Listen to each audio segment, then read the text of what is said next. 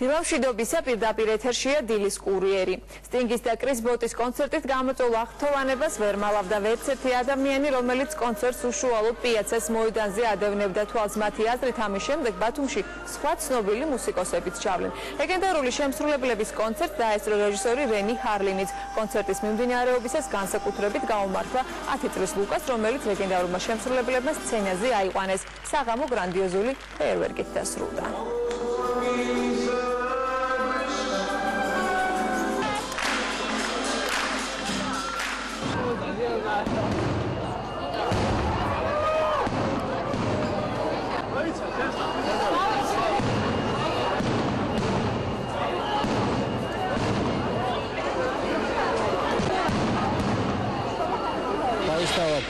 ის რომ აქ ეს კონცერტი შედგა, მეორე ბეზიქნება ბევრი კარებების გამხსნელი სხვა მუსიკოსებისთვის. თვითონ ვიცი რომ ძალიან კმაყოფილები არიან, არც დაუმალიათ.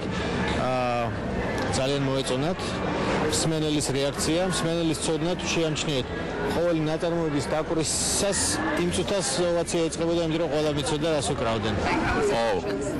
კარგი იყო. კონცერტი ძველ ქალაქ ბათუმში ძალიან ლამაზი საყურებელია. ადგილის არაჩვეულებრივად იყო შერჩეული. შემსრულებლები უმაღლესი დონის, ხოლო ხალხი საოცარი ენთუზიაზმით ახსავსე.